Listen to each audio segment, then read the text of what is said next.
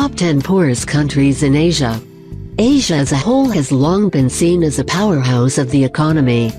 While countries like China, Japan and India continue to grow and be major players in the world market, some countries continue to struggle to keep pace.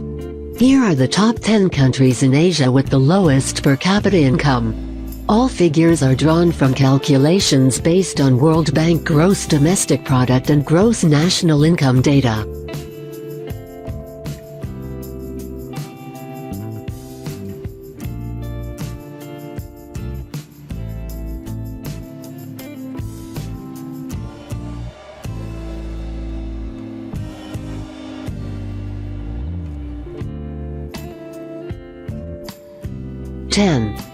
Cambodia, $2,600. The 70th most populated country on the planet also happens to be one of the poorest. While home to beautiful landscapes and the heritage site of Angkor Wat, the primary interest in Cambodia is a workforce. Businesses, especially those in the clothing manufacture business, flock to Cambodia as the cost of labor is among the cheapest in the world.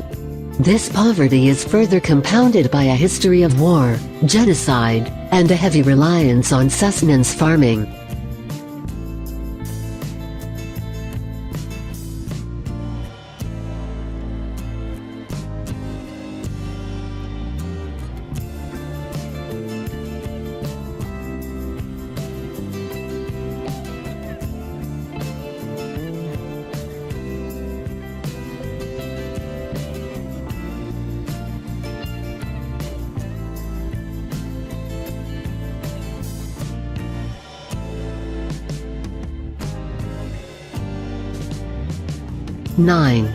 Kyrgyzstan, $2,500. The mountainous country once known for being a portion of the route called the Silk Road, Kyrgyzstan has kept itself quite traditional in lifestyle.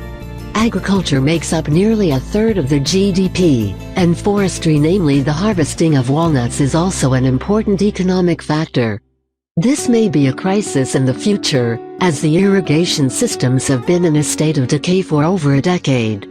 As a past member of the Soviet Union, the central government still exerts control over the small mining enterprises throughout the nation, even while the state transitions to a free market economy.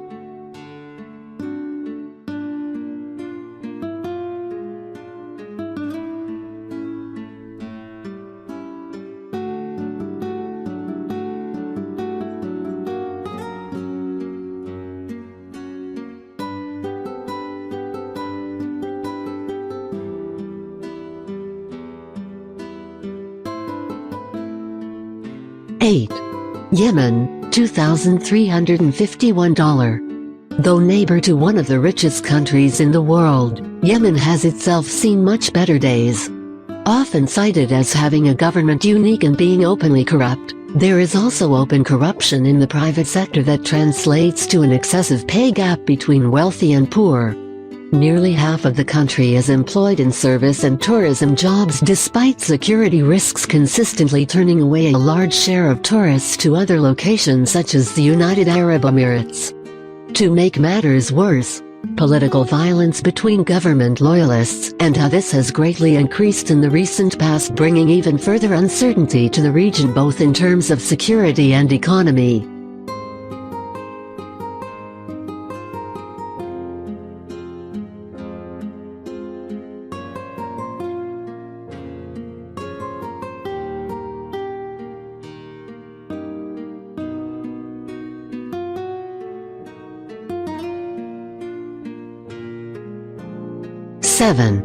Tajikistan, $2,300. A country with a history rich in culture, but not always wealthy in terms of liquid assets. Tajikistan is still recovering from the civil war nearly 10 years ago, the 2008 economic crisis, and at time of writing it is predicted that this country may fall into conflict against ISIS. Even in the face of this threat, the economy continues a long trend of improvement as it builds infrastructure to extract valuable metals and move forward as a transition economy.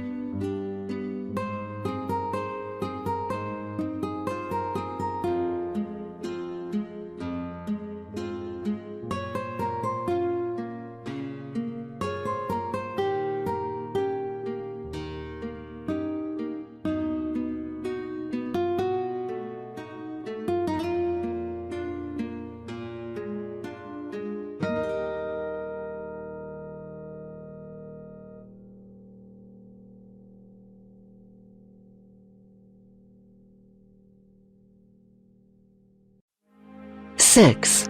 Papua New Guinea, $2,250. Despite being the sixth fastest growing economy from 2011 to 2015, New Guinea has yet to cash in on large mining opportunities. Nearly 40% of the population live through sustenance farming, and don't directly contribute to the economy. Furthermore, these groups enjoy unique protections under the national constitution to preserve the many cultures present. New Guinea, while not the strongest economically, has perhaps the most diversity per square kilometer. Blending Commonwealth, Asian and Pacific Island cultures and values, it remains a peaceful society despite containing a large number of languages and ethnic variation.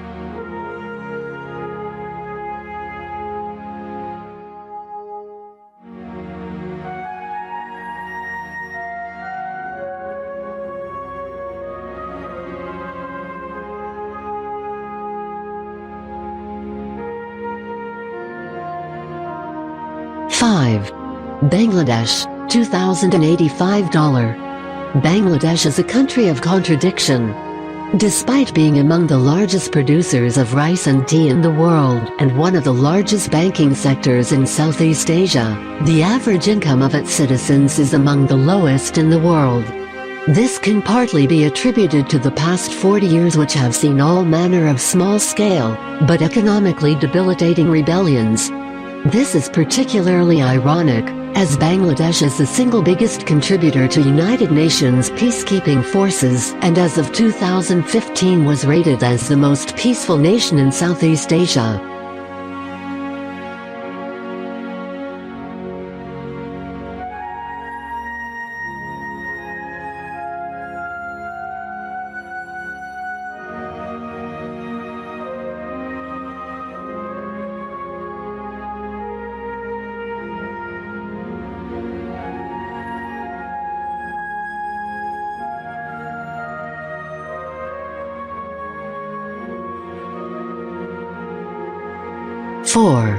North Korea, $1,800. This hermit kingdom is often seen as the poster child for poverty. With the average citizen making less than $15 a week through normal economic channels, the black or gray markets are the primary sources of income for most. This of course means that a vast number of citizens are subject to inconsistent paychecks as a result of government crackdowns and the inevitable need to pay bribes to continue to exist. In defense of North Korea, they at least nominally have a public food distribution system that reportedly sustains 70% of the country when famines aren't present. While exceedingly poor at present, it is thought that there is an abundance of metal resources. With adequate infrastructure, it is estimated the value of these metals could be between $4 trillion to $6 trillion.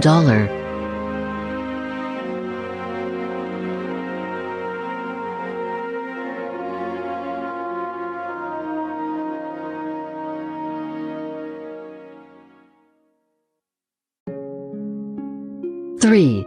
Myanmar, $1,777. Myanmar has not had what anyone could call an easy past.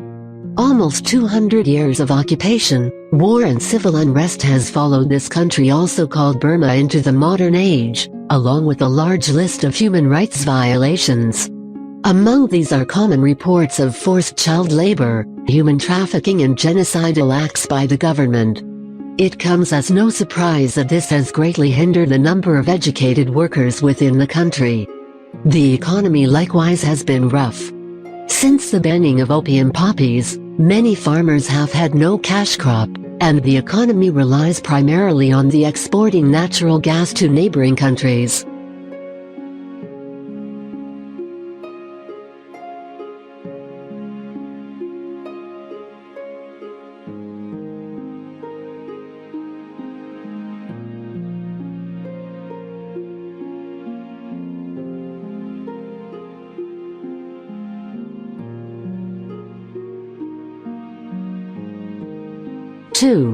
Nepal, $1,500. Even before the earthquake disaster of 2015, Nepal was already a place where health as well as poverty were major concerns. Over 40% of the population lives off less than $2 a day, and nearly one-third of homes are without modern sanitation such as toilets. 70% find employment in the agricultural sector, while garment industries and tourism make up a significant portion of the rest of the workforce.